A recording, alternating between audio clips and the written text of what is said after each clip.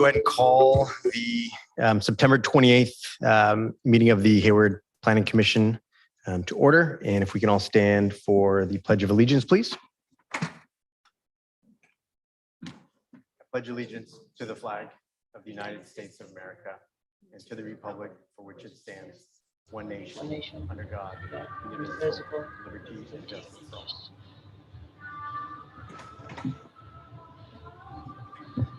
All right, good evening, everyone. Good to be back in the big room here, and we have a nice audience. Ms. Potters, can we call the roll call, please? Thank you, Chair. Commissioner Lowe? Here, sorry. Commissioner Goodbody? Here. Commissioner Franco Clausen? Here. Commissioner Stevens? Present. Commissioner Patterson? Present. Commissioner Garg? Absent. And Chair Ali Sullivan is present. And Chair Ali Sullivan, sorry. No problem. Thank No problem. I'll also note that Commissioner Lowe is joining remotely. So Commissioner Lowe will be sure to look behind me to see if your hand is raised for any questions. We will make sure not to miss you back there. Thank you, Chair. Of course. All right. Well, why don't we go ahead and start off the meeting. First, we will have a public comment. As a reminder to guests who are joining, public comment is for discussion of any item that is not on the agenda for tonight's meeting. So if any members of the public would like to come up and address the Planning Commission, you are more than welcome to do so, as well as folks who are joining online. Seeing no movement in the room here, I will assume that no one would like to provide public comment in person. Ms. Potters, is there anyone online who's raising their hand for public comment? Chair Ali Sullivan, there is no attendees at this moment. All right. Seeing no additional movement, we will go ahead and close public comment. I'm still waiting for juicy public comment period at one of these meetings. All right, we will go ahead and move on to the public hearing section of the meeting, which I'm sure we're all here for tonight. We have two items that we're going to be discussing this evening, so hopefully we'll have some good discussion, some great staff reports. We'll go ahead and start with item number 1, which is a proposed subdivision of a 0.35 acre site into 8 lots and the redevelopment of 5 townhomes and 2 common areas located on Grove Way. So I believe we will go ahead and start with a staff presentation. Jeremy, I'm not sure who's going to be presenting, but I will turn it over to staff for any initial presentations. Chair, it will be me. I'll be presenting. My name is Rosalind Thompson, Senior Planner with the Planning Division. Pleasure to meet you. Thank you. Pleasure. Likewise. So good evening, Chair, Vice Chair, and Commissioners. Since this is only my second presentation with the Planning Commission, again, I'm Rosalind Thompson, Senior Planner. And the item currently before you is a proposal to construct 5 townhomes at 1434 Grove Way. So the proposed project requires 2 entitlements. The first entitlement is site plan review for the construction of 2 new townhouse buildings, one with 3 attached units and the other with 2 attached units for a total of 5 units. The second entitlement is a tentative tract map, which proposes to subdivide an existing 0.35 acre lot into 8 lots. 5 of the lots will be developed with townhomes, 2 of the lots will be reserved for common space, and 1 lot will provide vehicular access. As for the site details, again, the project site is 0.35 acre. The site is located on the northwest corner of the intersection of Oak Street and Grove Way. The project site is rectangularly shaped with a gentle upward slope from west to east and is bounded by a gas station to the west, Oak Street to the east, Grove Way to the south, and a vacant site to the north. The project site is developed with a single family dwelling and accessory structure, a garage, totaling for 1,916 square feet. The zoning of the site is CO commercial office, and the general plan land use designation is commercial high density residential, or CHDR.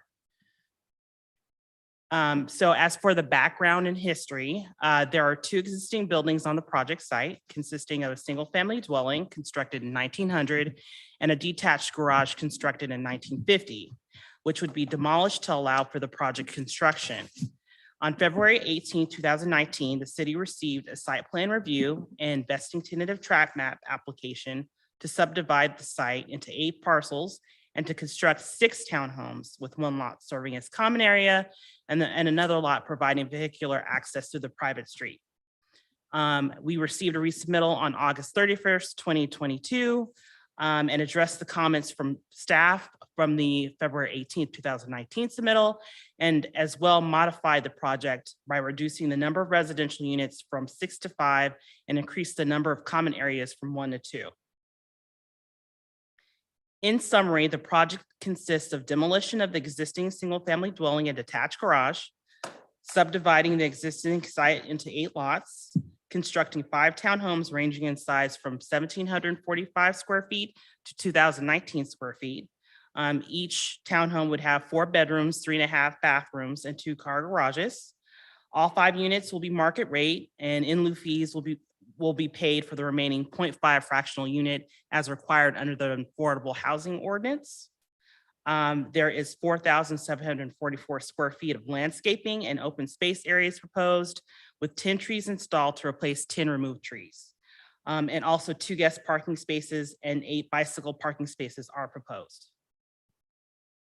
So here is the proposed site plan where you can see there's 1 building to the east, which will house 3 of the townhouse units, and 1 building to the west, which would house 3 townhouse units, and a building to the east of the site, which would house 2 townhouse units, and vehicular access is provided by the private driveway.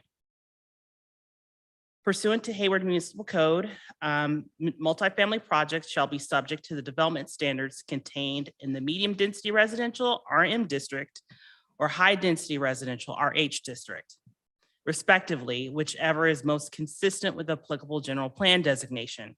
For this project, the most consistent zoning district to the CHDR general plan land use designation is the RH, the high density residential district. This table demonstrates that the project complies with the applicable RH development standards.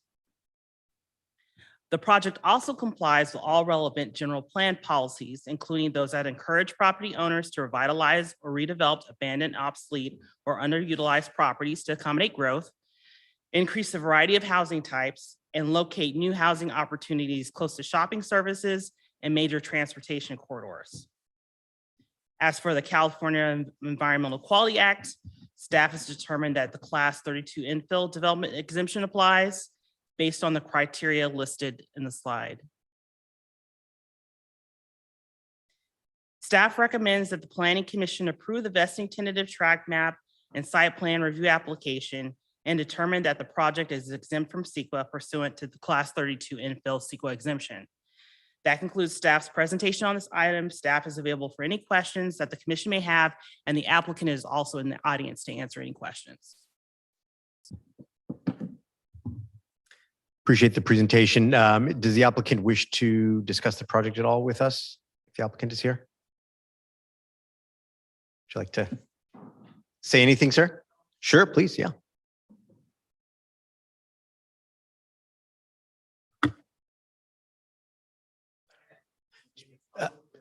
Just push the button on the bottom. There you go. Is that better? Perfect, thank you. Thank you. Good evening, commissioners. My name is Alok Vyas, and I am owner's representative here. We have also the architects and two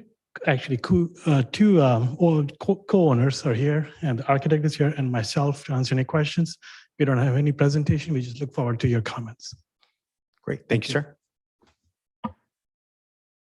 All right, why don't we go ahead and open it up to commissioner questions?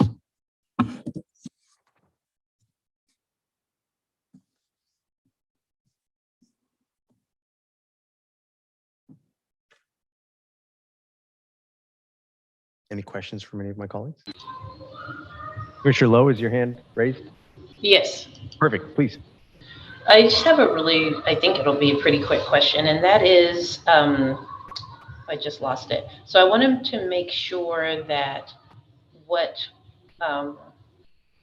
we approve aesthetically is what actually gets built. And I know it says that any revision to the approved colors and materials should be reviewed and approved by the planning division before the building permit will be issued.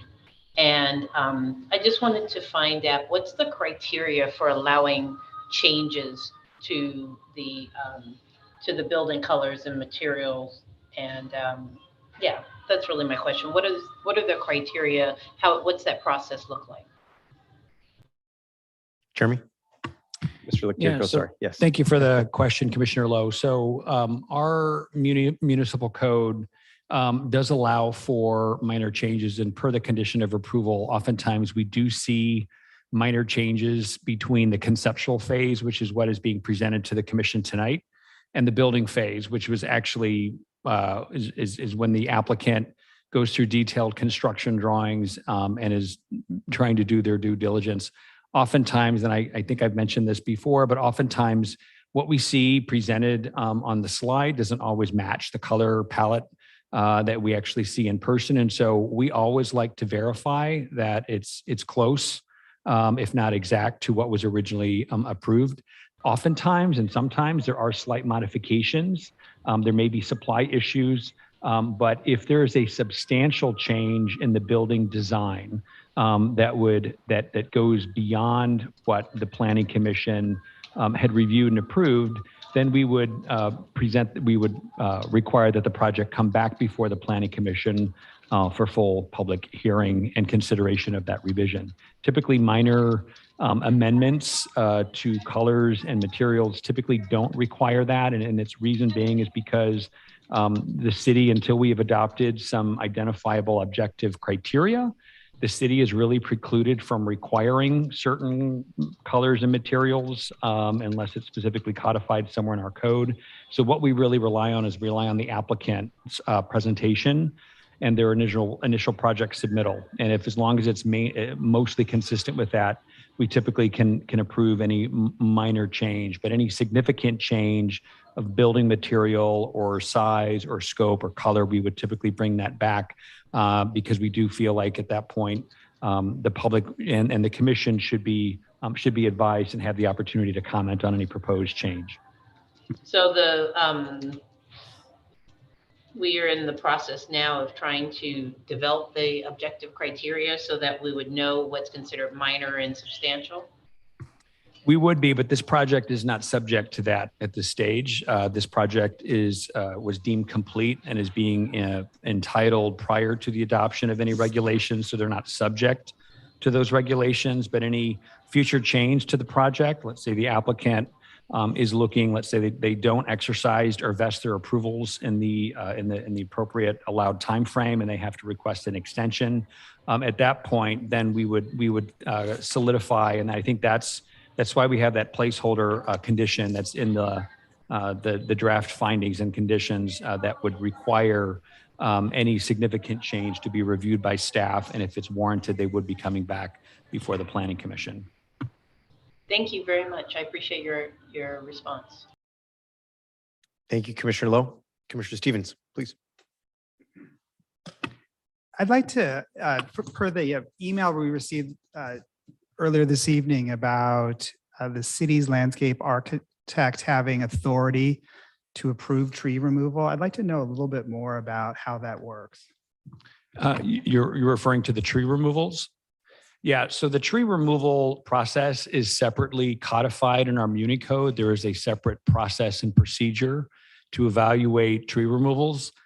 Tree removals are common with most projects in Hayward. They happen quite frequently throughout the community. Sometimes the trees are considered protected and sometimes they're not considered protected. And the ordinance in the Muni Code provides very clear guidance and direction. The Muni Code also assigns responsibility for evaluating. And so in this particular case, tree removals are not under the purview of the Planning Commission. That is specifically a duty that is assigned to the city's landscape architect. If the permit is approved or denied and the applicant or any affected party doesn't agree with that, they have the ability to appeal that decision to the planning director. And if that decision is not agreed upon, then at that point, it would come before the Planning Commission. So there is a multi-step process, but that's existing in the Muni Code. And that is what project applicants, whether they're associated with the land, with the entitlement project like this, or whether they're just an individual homeowner that is wanting to remove a tree on their own, they would still be subject to the tree preservation ordinance. And as I understand it, these trees that are being removed are fairly substantial in size. The arborist report, right, correct. So as part of the project requirements, the applicant was required to submit an arborist report that provided assessment and assessed values of each of those trees. It also analyzed the health of those trees to determine, in some cases, some trees are not healthy and they warrant removal. But yes, that again, all of those requirements are specifically codified in the Muni Code. I will just note to the commission, we are in the process of updating our tree preservation ordinance. In some cases to provide more flexibility where needed, in other cases not to provide flexibility, but those community meetings will continue and we'll be continuing with that update into next year. And so whatever we have today may change somewhat as we continue with that process. And as I recall, at least some of the trees were reasonably healthy in the arborist report. Correct. Okay, so in this letter from a Miss Sandra Frost, it basically says that some of the trees could be preserved if the driveway was slightly adjusted. Is that an accurate statement or is that not an accurate statement? We haven't reviewed the plans to make that determination. I mean, ultimately, it would be the applicant to propose any changes because we don't have a requirement and the project as it's currently submitted meets the zoning and the general plan.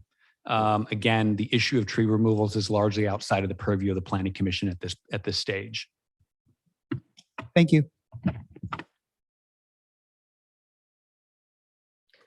Commissioner Goodbody. Thank you, Chair. Ali Sullivan. My question, rather my recommendation on conditions of approval number 16 regarding the mailboxes. At a recent council meeting, Councilmember Andrews had voiced some concern over the mail theft that's happening throughout the city of Hayward. And I know other jurisdictions throughout the nation have attempted to make changes to their plan developments. And I would like to be a little bit more specific on condition of approval 16 that no cluster mailboxes be installed for this development. I missed part of what you said there about condition number 16 in the mailboxes. Yeah, it says mailboxes shall be installed in accordance with post office policy and include locking mechanisms to minimize opportunities for theft. So I wanted to specify that a little bit to so that they aren't cluster mailboxes. I don't know necessarily that adding that specification in there. Certainly we can ask the applicant, but again, the mailboxes that we typically use in that condition of approval has been in every development project, residential project that we have evaluated. So it's pretty consistent. We did reach out and we have reached out to the U.S. Postmaster General to try to get some additional guidance because this isn't just unique to Hayward. This is a problem that happens in many of the Bay Area communities that are dealing with mail theft. And so certainly whatever we can do to serve as a deterrent, I think that's recommended. Every project is going to be slightly different. Some multifamily projects will have designated locking secure door that would allow residents to enter in there and then retrieve their mail.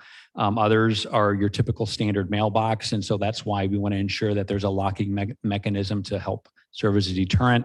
Whether or not this project is proposing a cluster, I'm going to have to defer to the project planner and the applicant on that. But we certainly would want to make sure that whatever we do is consistent with the post office requirements.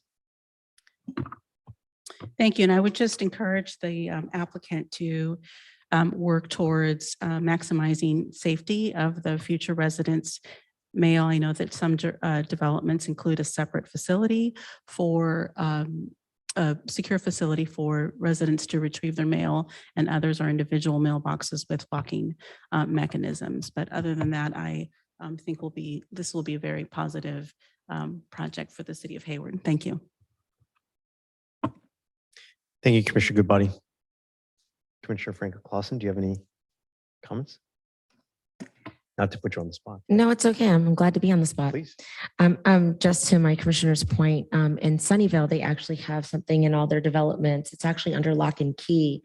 So the boxes are inside of a separate room where the residents have to use a key fob like we do to get into this building in order to gain access to the mailbox, which prevents a lot of theft, which we are seeing throughout the Bay Area and California. It'd be just a suggestion or something we could think about adding into whatever zoning or process that we have in the future.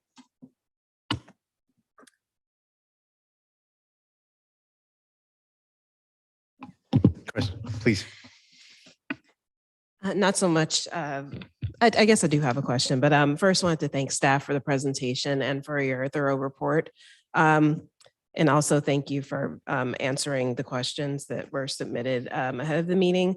I did want to follow up on a couple of those questions just around, I know that the installation of the solar panels and the EV charging outlets, it sounds like that is something that really is required for the permit part of it. But I did just wonder if it's like a best practice at all for it to also be included at this point, just because I've seen it in some of the other, like what we're going to look at later, it specifically mentions some of those things and this one didn't. So that was just my curiosity, even if it's not something that's required. Is that something that we encourage people to include at this point? Currently, that's not one of our submittal requirements for a planning entitlement application, but we definitely can reevaluate our submittal requirements to make sure that those two items are addressed. Thank you, Commissioner Patterson. Just to clarify, and I may have missed it in the details there, there is a requirement for solar on this project, correct? That is correct under the California Building State Code. law. Yeah, state law. And then as far as EV charging capabilities, is that requirement? That's a requirement under our REACH code that we Perfect, adopted great. in November 2022. Okay. A couple of quick questions. First one for the applicant.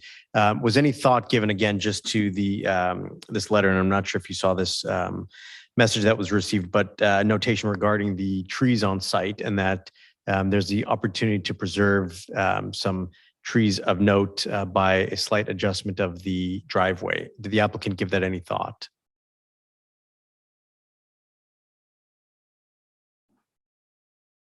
And or if the architect wants to speak to, I'm more than welcome.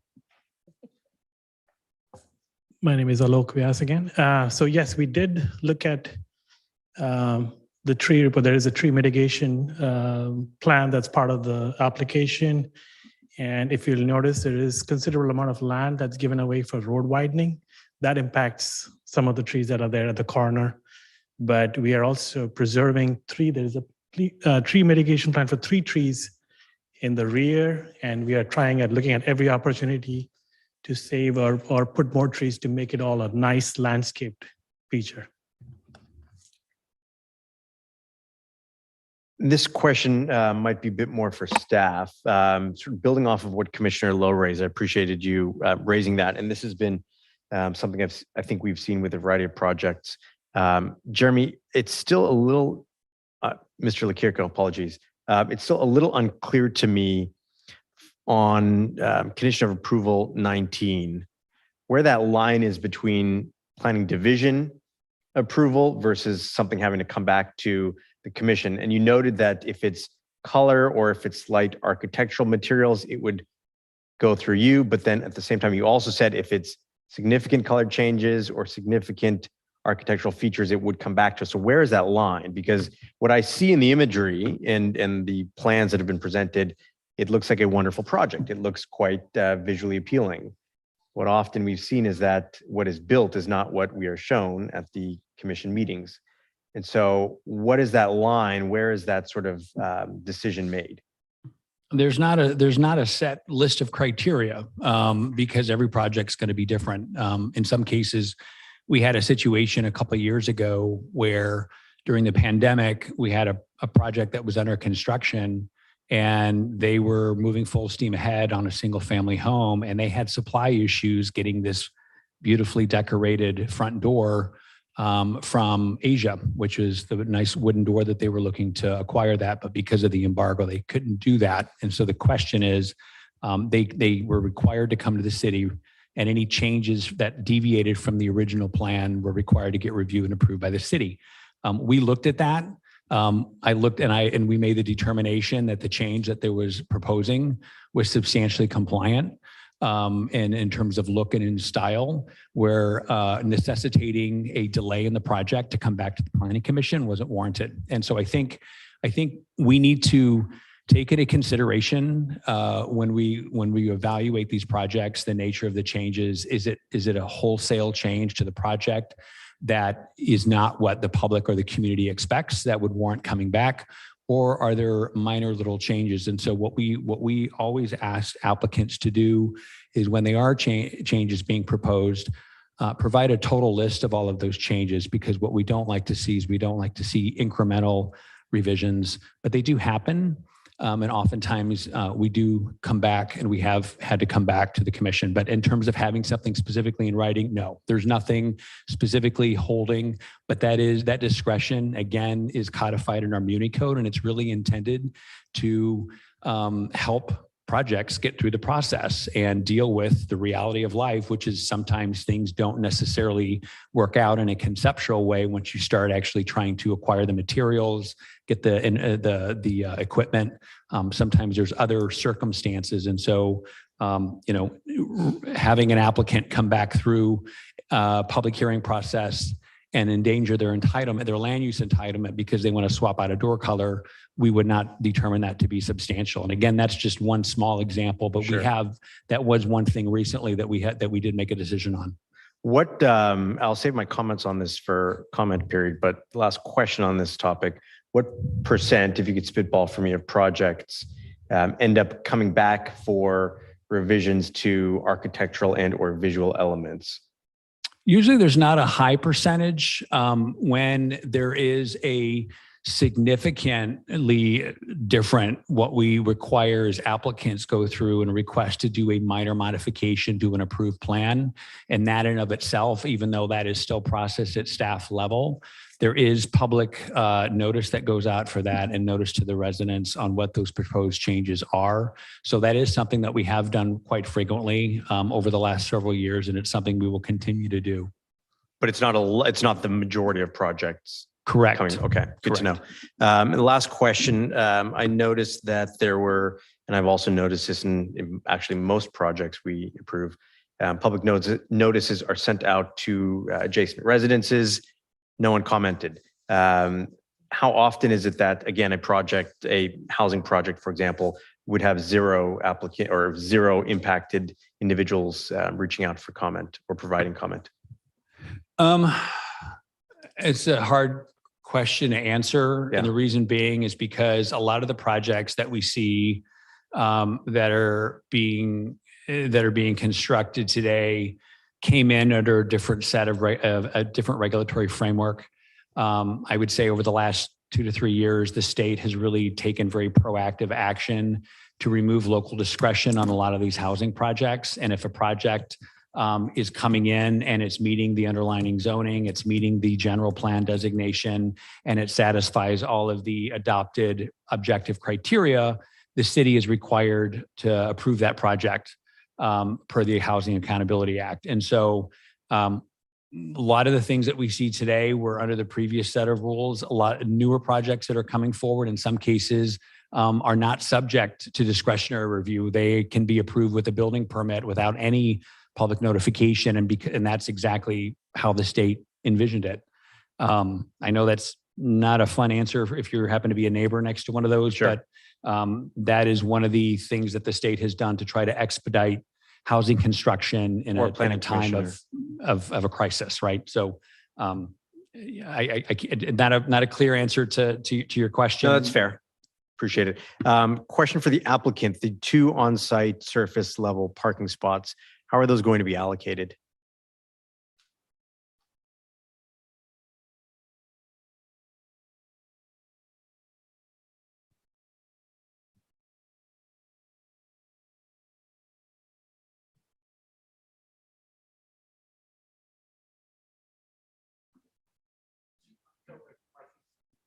button on your mic, please. Thanks.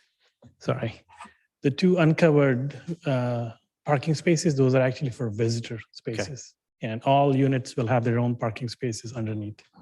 Okay. So there's 2 guest spots. 2 guest spots as per the requirement. I can imagine that that's going to be a complicated parking situation there. Those are all my questions for the moment. Do we have any other Commissioner Stevens, please? So when you said that the city required you to widen the street, I presume that's along the Oak Street corridor, and that's where trees number 7, 8, and 9 are being removed. Is that an accurate statement?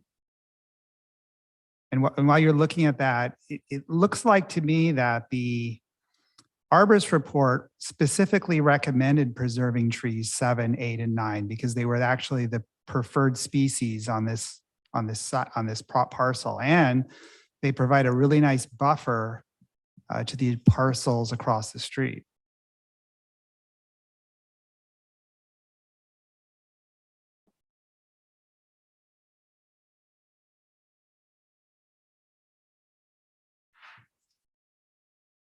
Hi, my name is Kevin Torbett. I represent my boss, Dilip, who is the project engineer. So trees 7 and 8 and 9 are at the corner of Grove and Oak. 7 and 8, they do fall within the dedication limits because of the increase in radius. I think right now the existing curb is like a 10-foot radius, and the county, because the county has right away on Oak, they wanted a 28-foot radius curb return. So that requires trees 7, 8 to be removed. There might be potential to save tree number 9, but I think with the widening of the sidewalk, tree 9 is right up against the right-of-way line. So it might be impacted during the construction, but that is something we can look into, is protecting tree number 9. So I guess, just thinking about this, I mean, a 28-foot radius is more than the fire code would require. That's 8 more feet than the fire code would typically require on something like that. It seems like to build a giant radius like that, which is not necessarily pedestrian friendly, and then not to find a way to work around some trees that are actually pretty nice and meaningful to the placemaking of the neighborhood. I don't know, that bothers me. We would have to go back to the county. I do recall there being specific direction. I think correspondence, they asked for the 28-foot radius. Okay, thank you. All right, why don't we go ahead and open up public comment on this item? If there's any members of the public that would wish to speak on item number 1 on our agenda, please step up to the microphone. In the meantime, Ms. Paras, is there anyone online who has raised their hand wishing to provide comment? Chair Ali Sullivan, we have one attendee that would like to speak tonight. Great.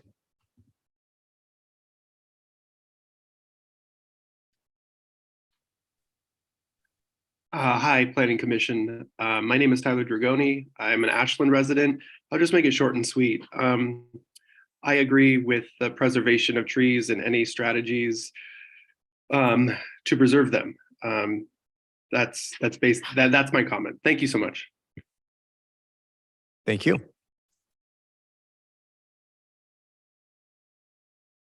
All right, seeing no any additional comments? Great, we'll go ahead and close public comment. We'll open it up to commissioner discussion now.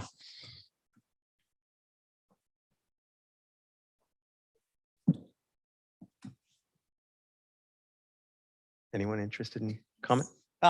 Commissioner Patterson, please. I need a signal. Thank you, Chair Sullivan. Eye contact isn't enough, right?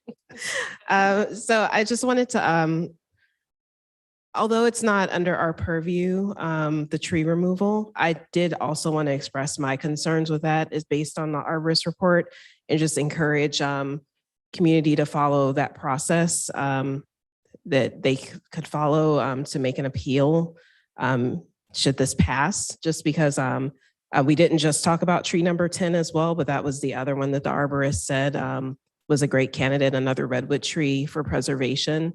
So 7, 8, 9, and 10 were all the ones that I think were in question. So I just wanted to make that comment that I also had concerns with that. Appreciate that. Thank you very much. Commissioner Stevens, please. Thank you. And while this might not be in the Planning Commission's purview, I can't support this application. I mean, trees are what make neighborhoods. They would create beautiful spaces. And to design a project and not respect that, I think is not correct.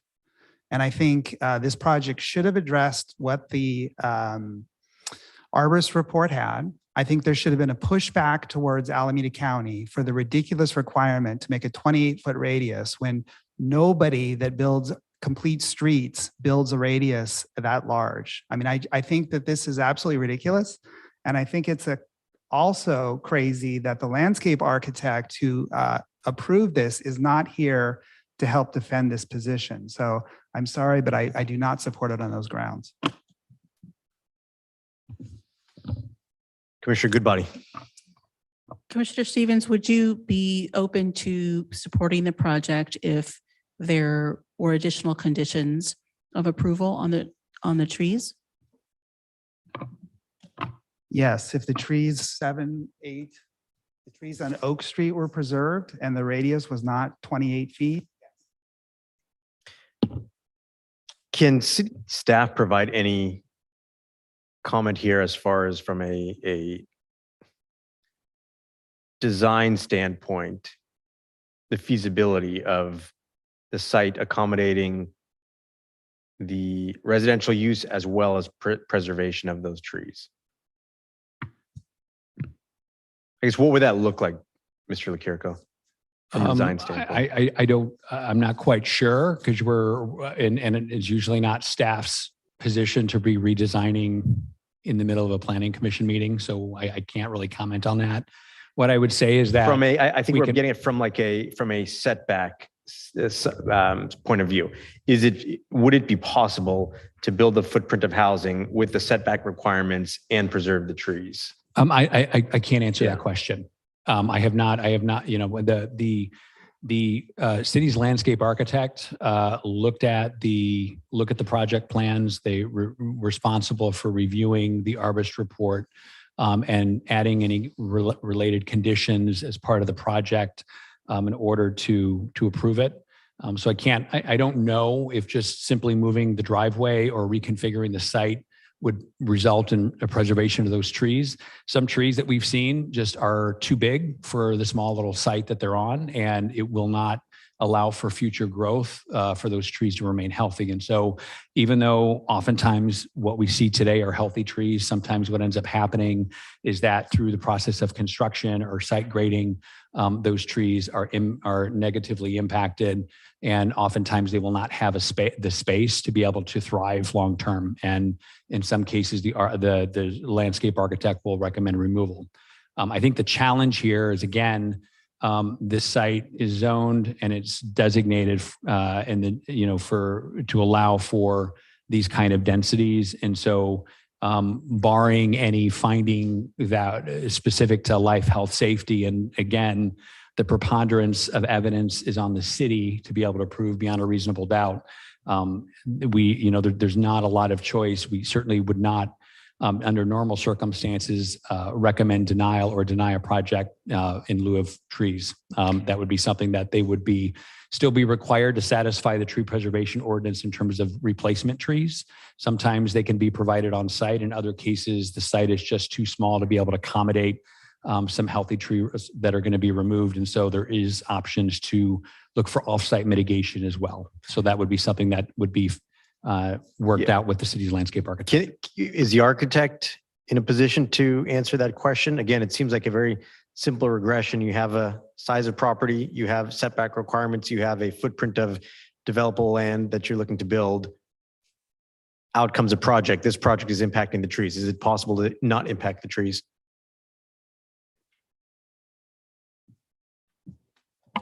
Good evening. I'm Michael Sahaki with Molinar Home Design. The only thing I can say here is we pay close attention to all the rules and regulations that for design. we saw that there was a right-of-way dedication in this 28-foot radius.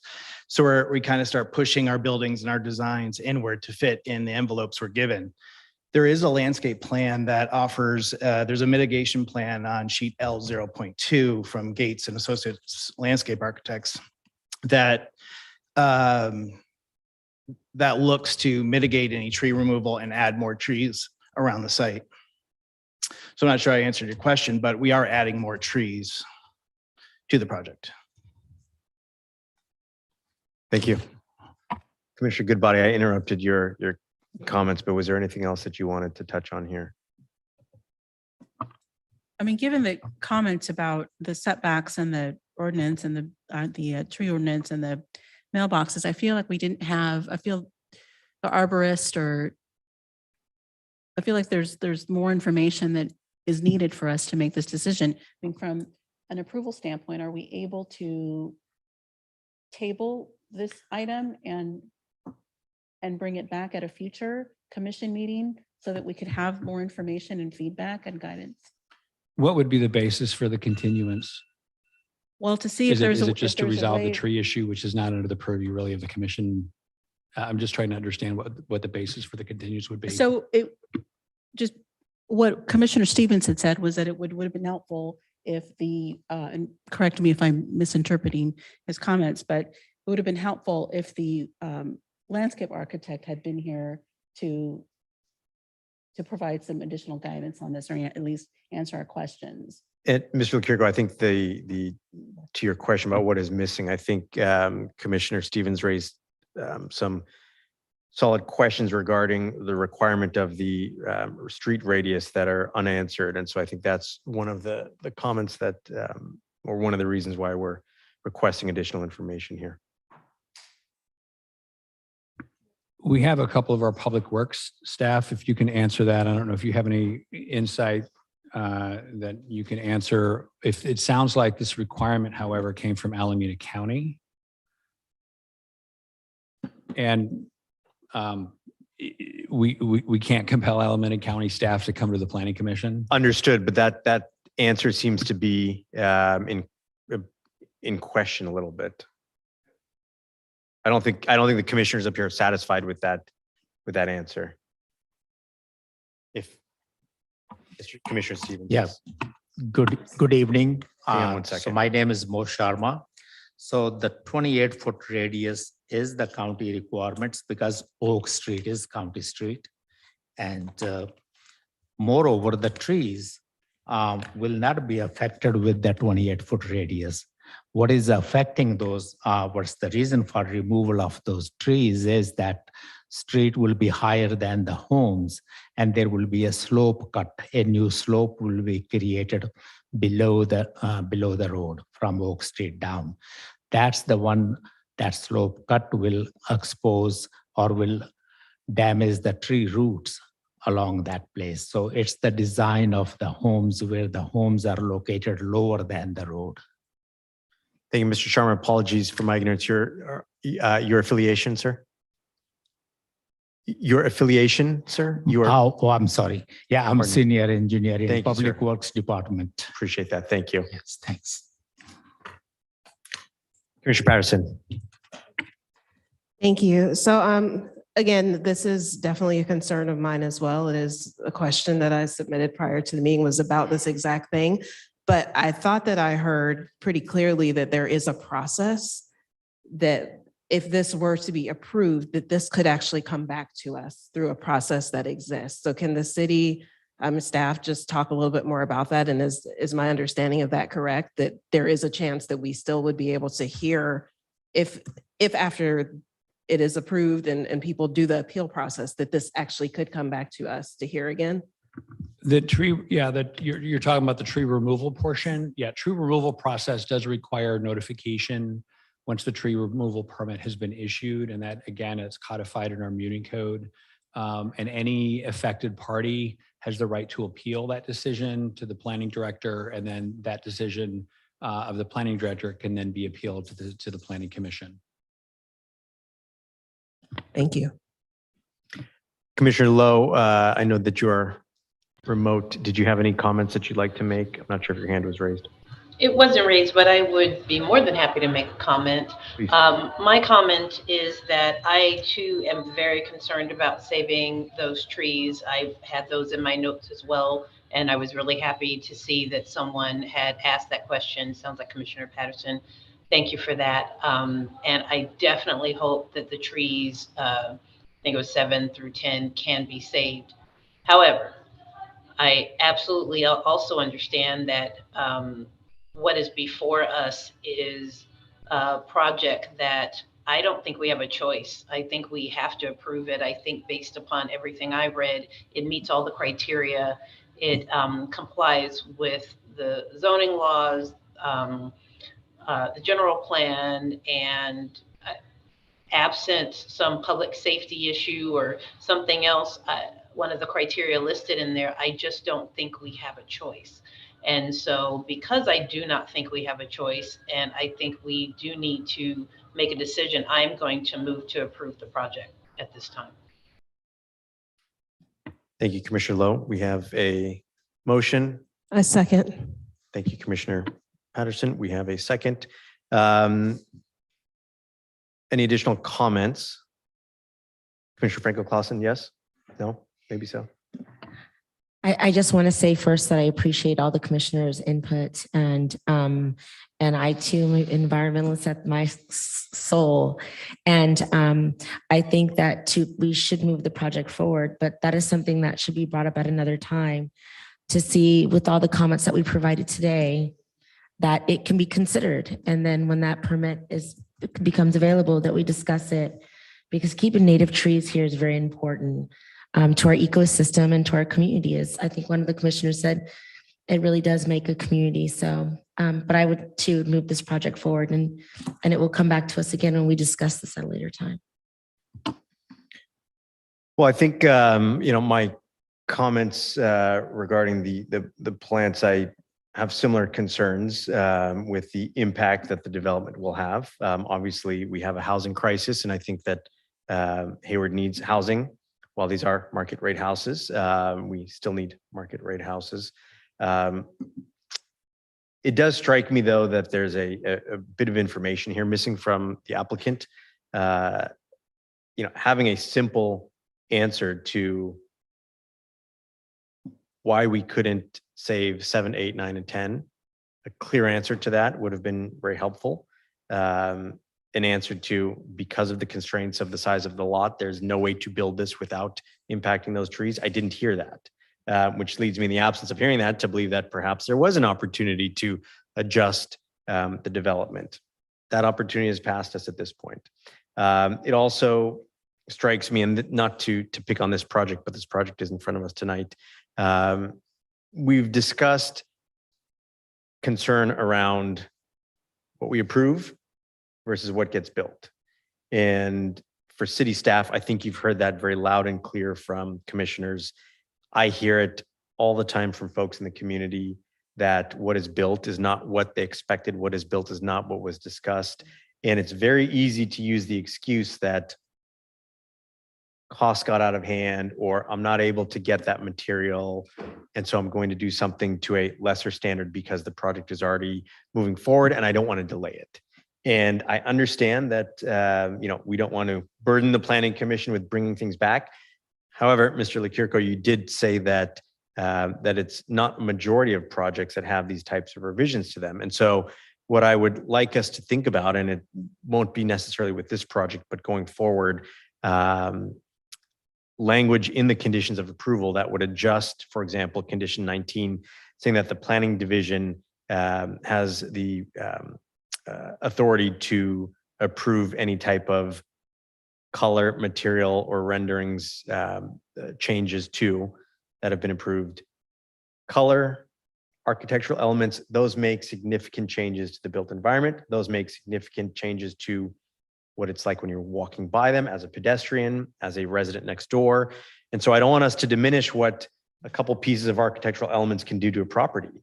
While it might seem minor to staff, that can make a significant impact in the community. And we shouldn't be racing to the lowest common denominator of build standards. We should be racing to the highest common denominator. And so, I really do hope that the applicant, if this project is approved, what we see is what is built. I hope that you don't let any financial constraints lead you to choose a cheaper option or a less visually impactful option. I think what I have heard and what I'm sure you'll hear from community members is that they want to see rich, beautiful, well-built, visually alluring properties being built here and development in the city. And so I do hope that you're able to actually execute on what we've seen tonight, should this be approved. So those are the only comments that I have at this point. Yes, Mr. Lakirko. I just wanted to also say that I think when we adopt our objective standards that and we use a point system, and that point system was required in order to be able to satisfy the local Muni code, that will make it a lot easier for staff and provide some additional reassurances to the commission, the council, and the community about what they see is what they get, because it's not, you can't just swap and eliminate things that would have otherwise allowed that project to achieve a certain point system. So I think that certainty, I think, is going to be good. I think the residential design standards project is going to be coming back before the Planning Commission in the fall. And so that's something to definitely look forward to. So hopefully we will have some more certainty, not only for the commission, but also for applicants that are wishing to make changes in their project and deviate from what was approved. There will be a process to go through. The last thing that I'll say, while the project overall I think is positive, I would have liked to have seen the not use of in lieu fees, but in fact having a lower or medium income unit within the property versus paying the fees. I think having the mix on site, having mixed communities of sort is more beneficial than paying a fee and putting it into a pot that at some point in the future will get built or may not get built. It's pushing that problem down the line. And so that's something that is not lost on me. It would have been great to have seen this project include lower or medium income unit instead of paying in lieu fees. That's all for my soapbox. If any other commissioners have questions or comments, doesn't look so. So why don't we go ahead? We have a motion and a second. Ms. Pottas, if you can take roll on this first item, please.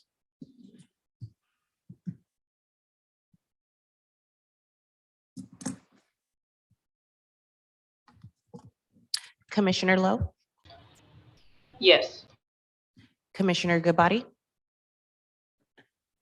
Yes. Commissioner Franco Clausen, Yes. Commissioner Stevens, No. Commissioner Patterson, Aye. Commissioner Garg is absent, and Chair Ali Sullivan. Aye. All right, looks like the first item has passed. Appreciate all the work that city staff did. Thank you for presenting. Appreciate all the work that went into this, and applicants, thank you for coming in this evening. We'll go ahead and move on to item number 2. Get my iPad to work for me here. All right, item number 2 is application for a 12 lot, 10 unit, 100% affordable townhouse style residential subdivision at 123 A Street. So I believe we will have a staff presentation on this project as well. Appreciate. Good evening, commissioners. I just need Commissioners, 1 thank you. minute for the Of course. handoff from Rosalind to myself. Thank you.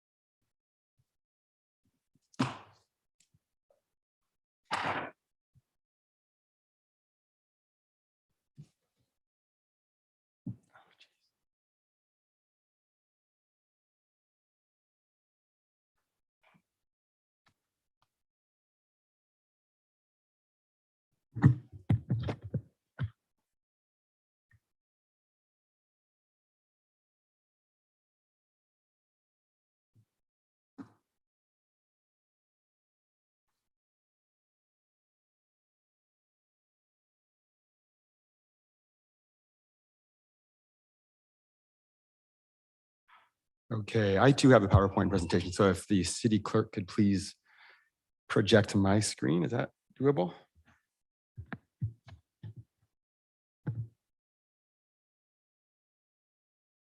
Oh, yeah, there we go. Thank All you. right, we're getting there. All right, great. Okay, good evening, commissioners.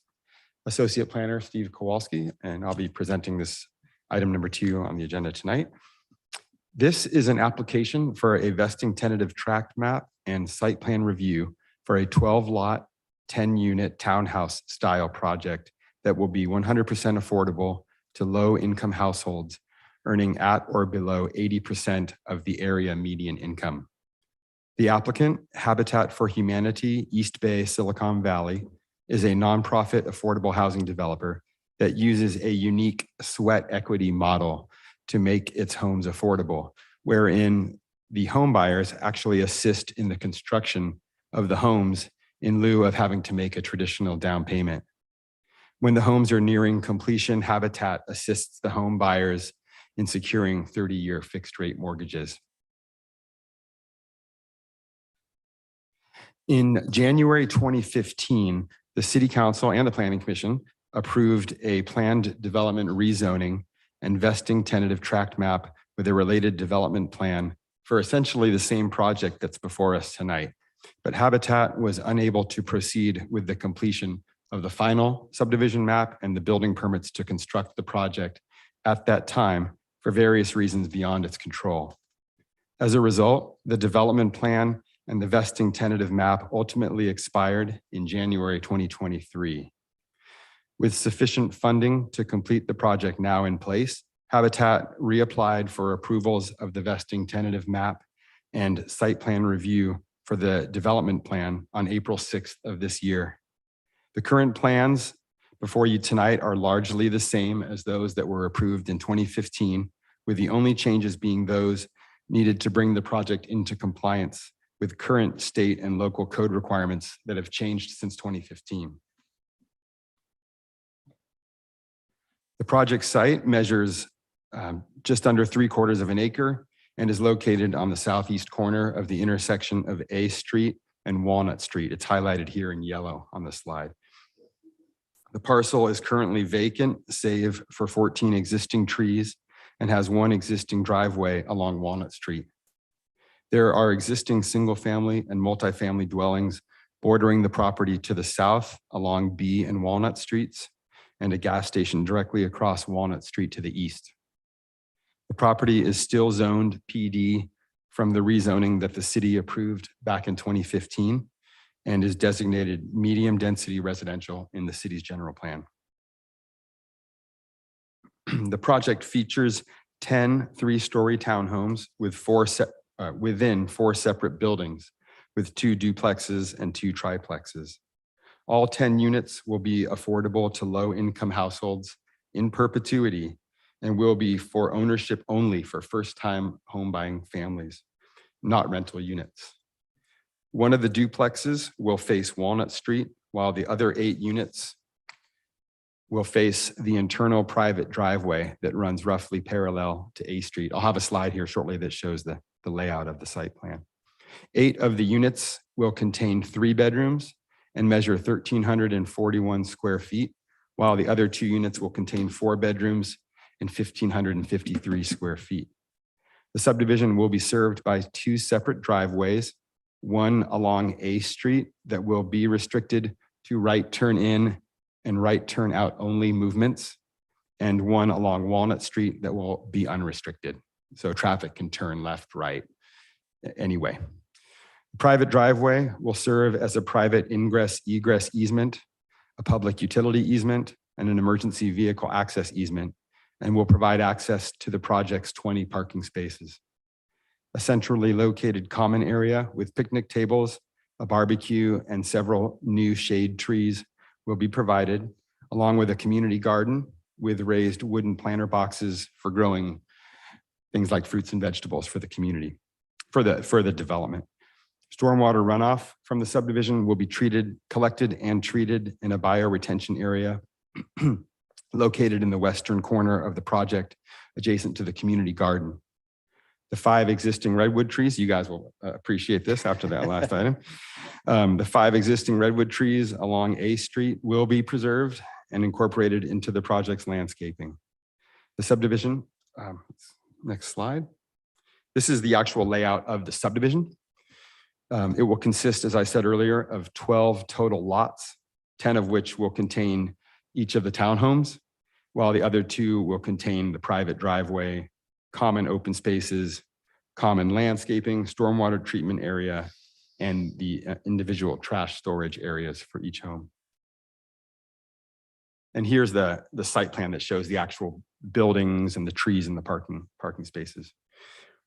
The proposed subdivision, let's see. Sorry. The proposed subdivision conforms to various general plan goals and policies pertaining to new affordable housing projects, including those listed here. I'm not going to read each and every one, but generally these policies encourage the city to assist in the provision of affordable housing, particularly ownership opportunities for lower income households. And this project does a great job of conforming to these general plan goals and policies. Since the subject property is zoned PD, there are no applicable zoning related development standards to apply to the site plan review application in this case, other than the previously approved development plan from 2015. As stated earlier, the proposed development plan is largely the same as that plan that was approved by the Commission and Council back in 2015. Staff believes that the Commission can again make the required findings to approve the vesting tentative map, as well as the site plan review application tonight. The current plans incorporate all of the amenities featured in the original plans and do not propose any changes to the density, parking, or overall size, height, or layout of any of the 10 dwelling units. As such, they would not pose any new adverse impacts on the adjoining residential uses or the surrounding neighborhood. And for these reasons, and due to the project's consistency with the general plan, as I just mentioned a short while ago, staff is recommending that the Commission approve the vesting tentative map and site plan review application based on the findings in attachment 2 to the staff report and subject to the conditions contained in attachment 3. And that includes staff's presentation. Thank you. Thank you, Mr. Kowalski. Is the applicant here tonight? The applicant has zoomed in, but they're not here in person. Okay. Would the applicant like to provide any additional comment on the project? If I could, my name is Rob Simons. I am the Director of Housing Development for Habitat for Humanity East Bay Silicon Valley. I would just like to thank city staff for helping us to restart this project.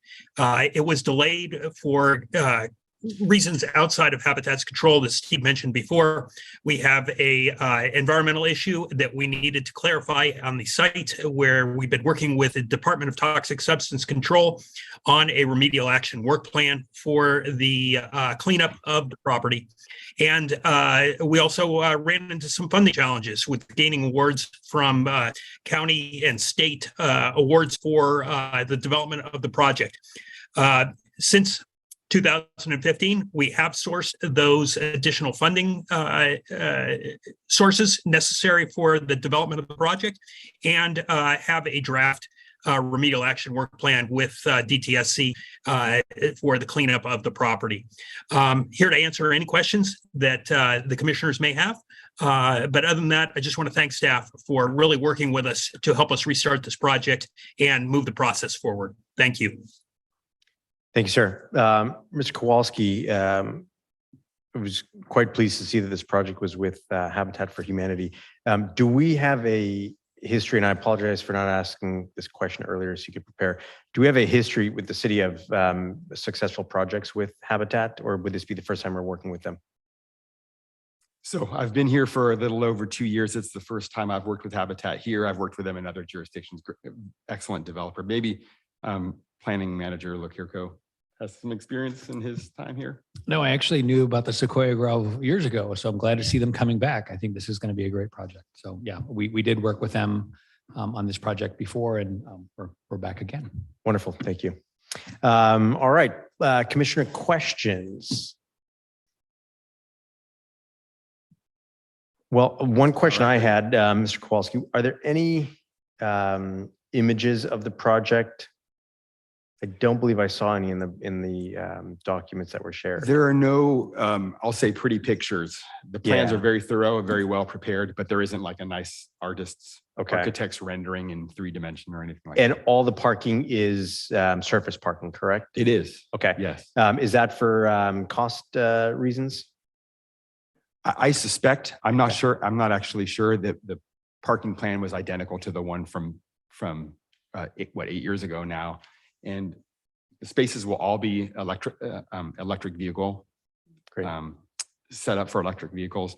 But yeah, it's probably as a cost savings measure. Yeah, You know, okay. they're a nonprofit affordable housing developer, so they don't have deep pockets.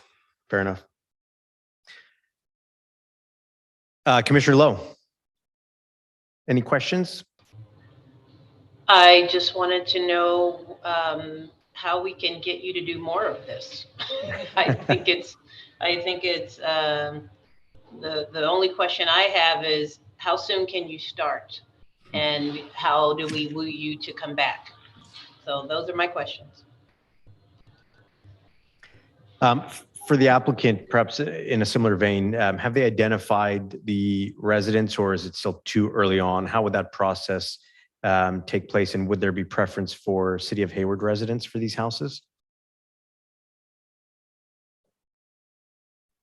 It's still too early for us to start choosing future homeowners for this project. We typically start that process once construction starts. Homeowners, for lack of a better word, like to come out and see the process happening out there. Also, as Steve, the planner, mentioned before, there is a sweat equity component to this, where they actually come out and work on the physical construction of the site and the homes in particular.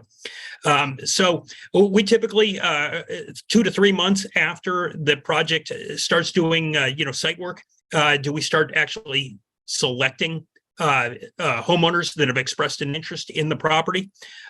We do have a program that allows for additional bonus points for people that live or work in the city of Hayward if required by the city's housing department. We're in the process of finalizing our affordable housing plans for this property. And to be perfectly honest, I don't remember whether or not we actually have a preference or not for people that live and or work in Hayward.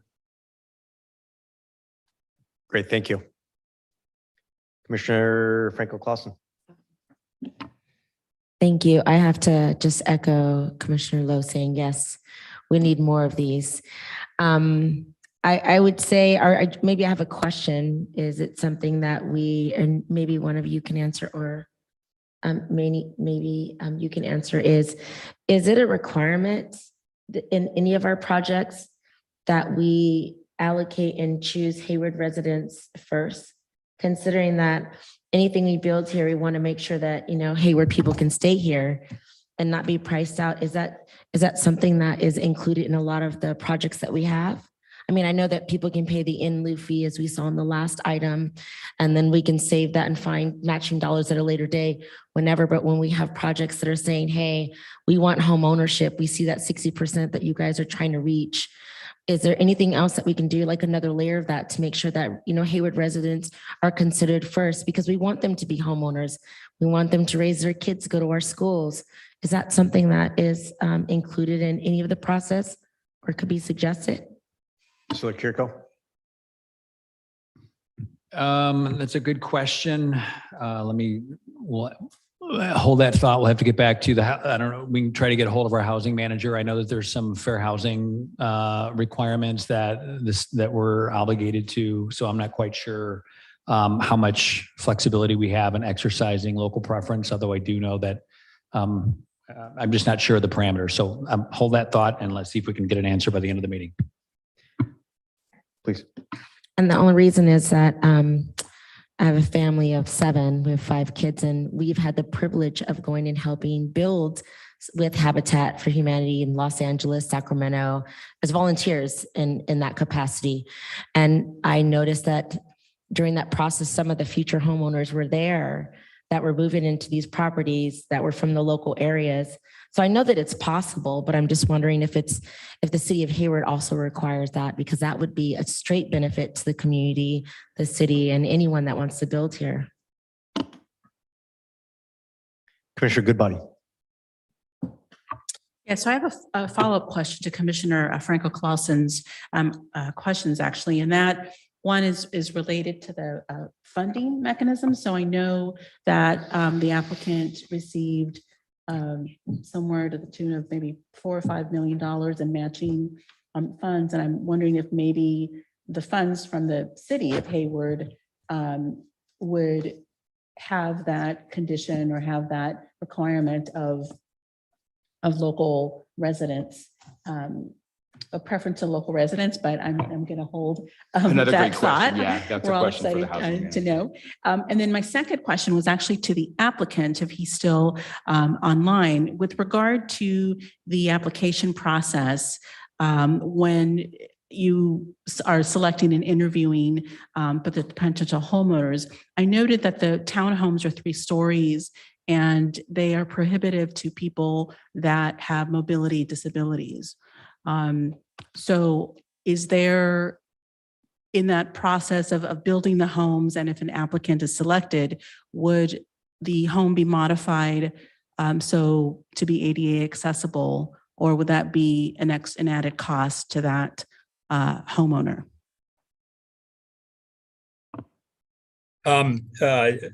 Twofold. One, the homes actually, there was a mistake in the staff report. The homes are only 2-story. They're not 3 stories.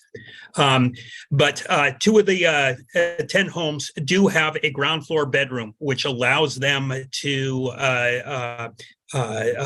service a family that has a mobility challenged member.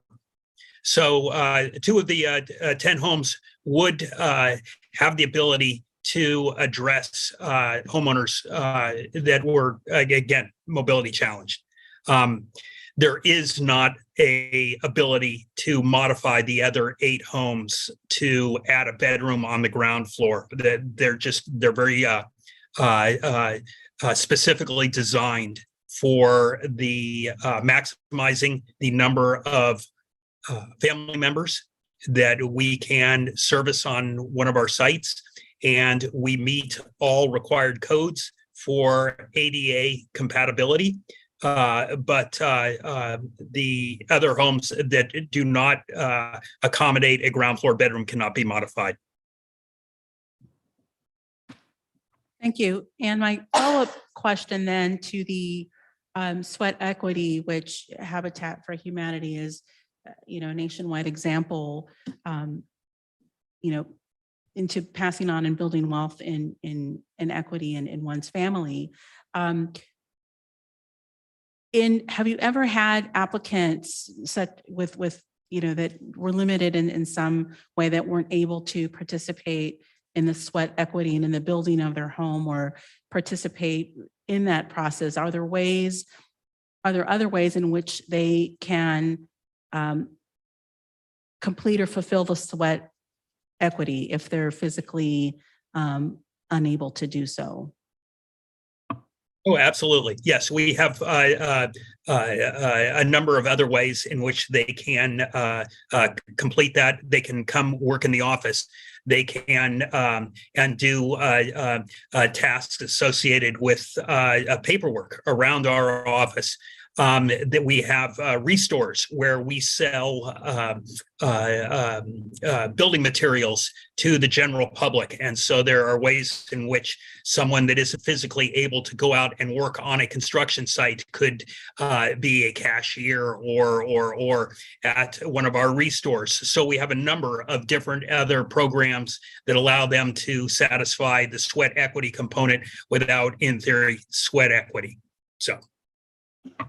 My last question for the applicant, I promise. would other members of the family, whether friends, extended family, volunteers in the community, able to perhaps meet the sweat equity or fulfill the sweat equity of the applicant, the homeowner, the future homeowner on their behalf? Yes, family members are allowed to do that, and a certain portion of friends and outside of the immediate family can also volunteer and have a portion of their hours directed to a certain family member. Thank you. I just wanted to say Christina Morales, our housing manager, is available to answer some of your questions. So if you want to. Yeah, if we Ask can them have her again. answer the question regarding that a couple of us brought up regarding allocation of housing and if there's an ability for preference for Hayward residents when these units do come online. That's the question. Ms. Rosales. Yes, so excuse me, the City of Hayward's Affordable Housing Ordinance establishes a requirement for a live-work preference. So that means that anybody who either lives or works in the City of Hayward would have priority preference, and then any applicant who don't meet those criteria would be further down on the application list. So yes, the ordinance that we have in place does require it. Wonderful. Easy answer. Appreciate it. No problem. Thank you very much. Yes, Ms. Patterson, Commissioner Patterson. Thank you, Chair. Thank you to staff again for the great report and presentation. So I'm fully in support of this project and also very excited about it. I do have a question that's just, I think, for my own learning around some of these things. So attachment 6 is the environmental impact initial study checklist, right, for the mitigated negative declaration. And there are 3 areas where it was rated, the project is rated less than significant with mitigation incorporated. So does that mean that those suggested mitigations are already a part of the plan proposal, or is that something that we're looking to see in the future? They were included in the conditions of approval. That's a long document. You guys probably don't, you're not expected Okay. to look through all 15 pages of those conditions, but they are in there. I made certain of that. Great, thank you. Mhm. Another question? No, all right, why don't we go ahead and open up public comment on item number 2 for discussion. If there's anyone in the audience that'd like to speak on this item, feel free to step forward. Looks like we might have someone come on up or come on down. And Ms. Pottas, is there anyone online that's raised their hand? Great, okay. So we'll start with in person, please. Yes, sir. Good evening. My name is Rafael Lopez. I'm living right behind this project. I'm excited about it for many reasons. It's just been an issue, homeless coming into that empty lot for the last several years. We call you guys up, get these people out of the way and come back again. I'm really excited to see this project. It seems to me like it's working. I see the project a couple of times. The only concern I'll suggest, is the back fence. At one point we say we wanted to have like 8-footer fence that would privacy for the new project and privacy for us. The second question is, how affordable those homes will be. I got my son and my daughter, they move out of the city because they can't qualify, to get homes here. They got these programs. I'm excited to get my family back and be in the community back again. That's the 2 things I have. Thank you, sir. Appreciate it. Thank you. Anyone else in room? All right, I believe we have a couple folks online. Ms. Pontus, if we can let them in. Thank you. We have Matt Turner. Hey, can you hear me? Yes. Hi, I live on Grove Way in the neighborhood. We're concerned about the trees. As you may or may not know, the Ruby Meadows project, which is nearby, is chopping down 87 trees in the neighborhood right now. And this neighborhood is an SB 1000 environmental justice community of concern. So we are, really very concerned that we maintain whatever canopy we have. Alameda County has done a study of this part of the county, the unincorporated area in North Hayward and and surrounding environs, and has determined it has some of the lowest canopy cover in all of Alameda County, which has significant health consequences for those who live here. So we're asking, please preserve the trees, and if you can. There's some areas where a small movement of the driveway would preserve some of these redwoods that were planted quite some time ago. So that's my primary consideration. And Mr. Turner. Mr. Turner. Yes. Yeah, I believe the project you're referring to was the previous project that was item number 1 on the agenda. I apologize. I tuned in late. I just got notice about it. So carry on then. Sorry. I will say, just for your awareness, that this second project, there are a number of mature trees that are being preserved and that have been incorporated into the design. So thanks. Big fan of Habitat for Humanity. So looking forward to seeing the project. Thank you. Thank you. Ms. Paris, is there anyone else? Yes. Okay.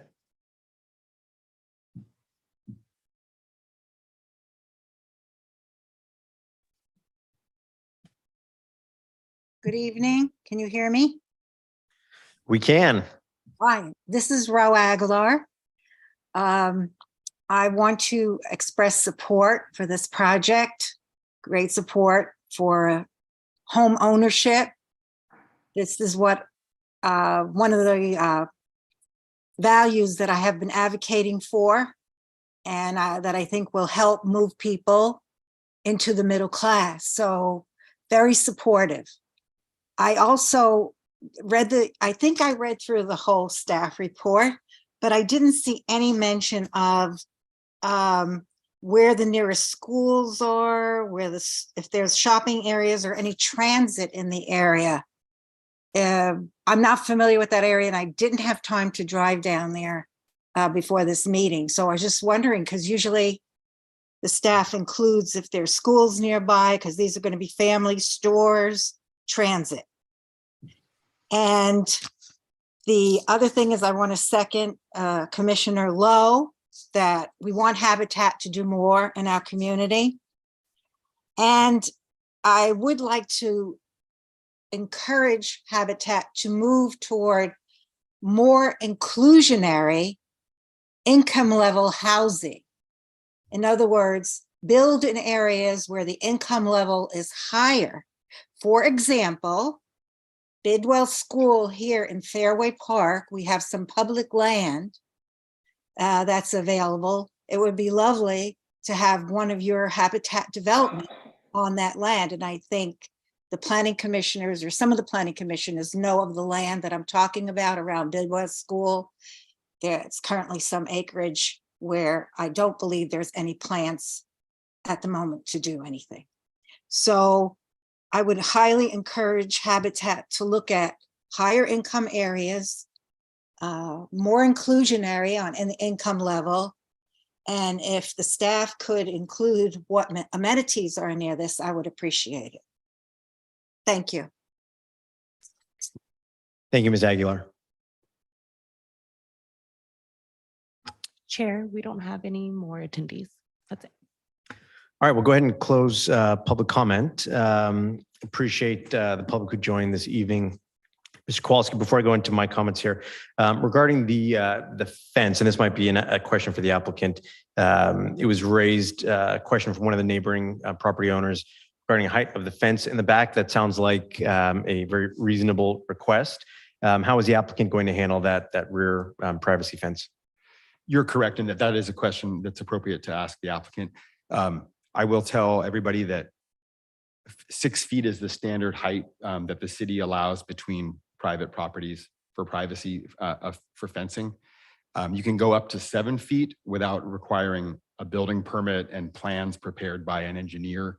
If it's 7 feet, if it's taller than 7 feet, it would actually have to be engineered, and it would need to be there'd need to be a building permit issued for that fence too. So it's engineered to withstand a big wind. Yeah, and it has to have deep enough footings, quickcrete footings poured into the ground. So yeah, Understood. Is the applicant able to answer that question regarding the rear fence? We would absolutely be willing to raise it to 7 feet to stay underneath the structural design elements. That adds a huge amount of cost to building that fence, the separate building permit, as Steve mentioned.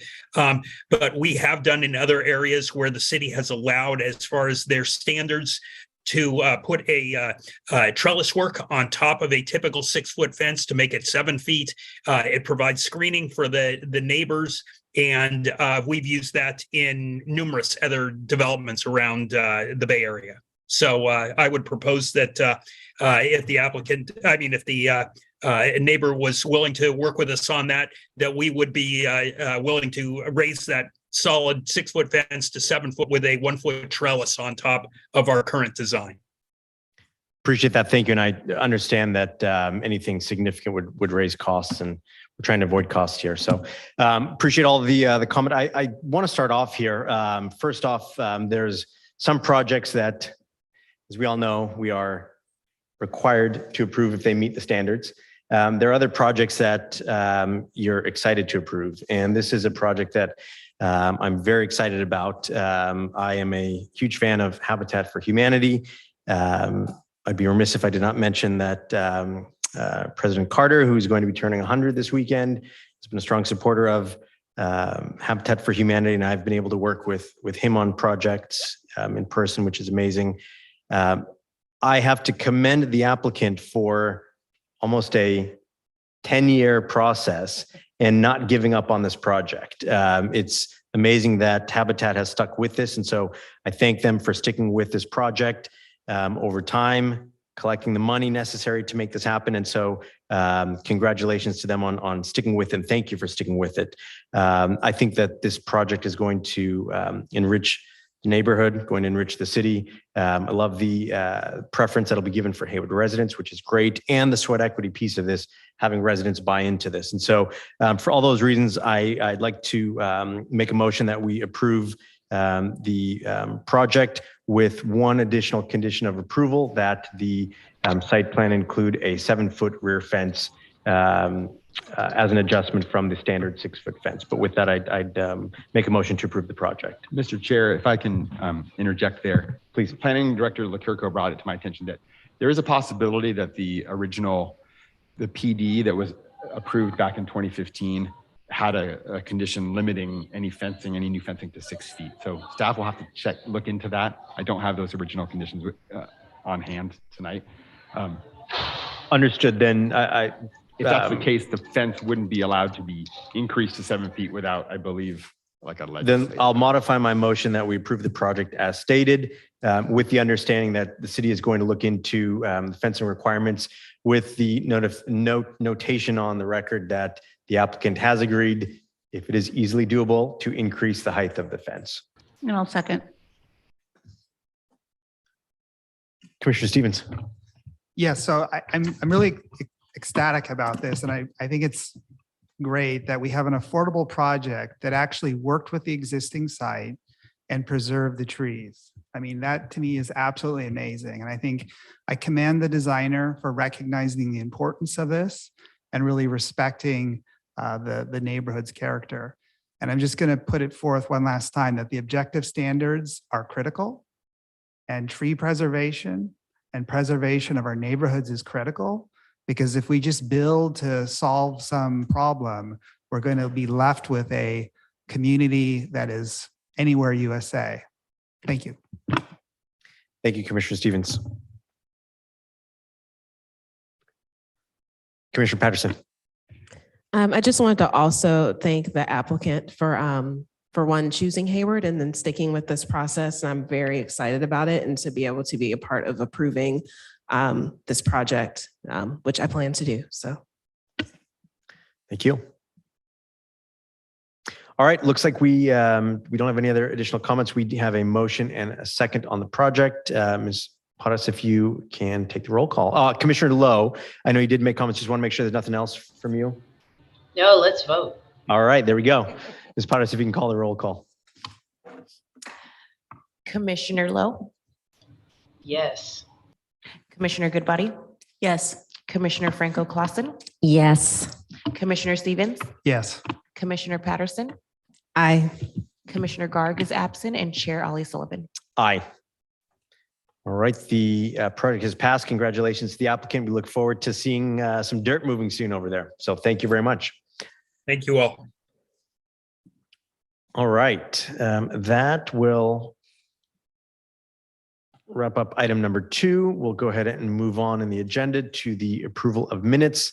Item number 3, which is the minutes of the Planning Commission meeting on August 24th, 2023. Our last meeting, which was a work session. I'll make a motion to approve those minutes. We have a motion. I'll second. We have a second. Ms. Paras, if you would be so kind. We move quick here, see? Commissioner Lowe, Yes. Commissioner Goodbody, Yes. Commissioner Franco Clausen, Abstain. Commissioner Stevens, Yes. Commissioner Patterson, Yes. and Commissioner Garg is absent. Chair Ali Sullivan. Yes. That's the right way. Yep, it's appropriate. All right. So that wraps up most of the business. Why don't we move on to commission reports? And I will turn it over to Mr. Lekirko if you have any notifications for us, sir. Thank you, Chair. I wanted to formally welcome our newest commissioner to the city's planning commission. I was going to do that as well, but please, I'm glad. Yes. Oh, thank you. We are very excited to have Commissioner Franco Clausen join our amazing commission and our team here in Hayward. I know this was a kind of a long process for being on the list, and I'm glad that that you were patient through all of the onboarding and getting through all of that. And I can tell based on your background, you're going to be an amazing addition to our team. So thank you so much. I don't know, certainly if you have anything that you would like to say to the other commissioners or to the community, feel free. I just want to thank city staff for the amazing onboarding. You're patient with me. All of you were very kind through the process. And I'm very just proud to serve Hayward. And to my commissioners and colleagues here, I look forward to getting to know you better and moving Hayward forward in the direction that serves us all. So thank you. Well, thank you. The only other just a quick announcement is that we do have one item scheduled for the next commission meeting on October 12th. That is a project requesting a plan development rezoning. So the commission will be asked to make a recommendation to city council. And then at the second meeting in October, that's when we are hoping to bring the formal adoption recommendation for the objective standards back to the commission for recommendation to council. So a lot of great things coming forward. And then in November, we have the updated climate action plan that is we are hoping to present to the Planning Commission, as well as the updated safety element and our environmental justice element that we are proposing to adopt. So a lot of great times, so a lot of fun through the rest of the year. But just want to let everyone know that as of now, we don't have any future cancellations. We're going to be full steam ahead. Great. Bring us some juicy projects. All right. Any commissioner announcements? I'll start off here. I will echo Mr. Lekirko. I wanted to welcome Commissioner Franco Clausen to the commission. We now have a full body, which is great. We've had a lot of additions, and I'm really excited about all of the folks on our commission and being able to work together with you all. So glad to have a full roster going forward, and looking forward to the rest of the meetings that we have throughout the rest of the year. And as I mentioned earlier, I will also just Chair's prerogative here. I would like to wish President Jimmy Carter a happy birthday, who is turning 100 years old this weekend. Against all odds, he has persevered. And so definitely an inspiration to me in my public service and public policy career. And so I wanted to, for what it's worth, wish him a happy birthday. So any other commissioner announcements? All right. Well, with that, I will do my favorite part of the evening and call the meeting adjourned at 8:38 p.m. Thank you, everyone. My favorite part. I feel like, yeah, you had a good time. I enjoyed it.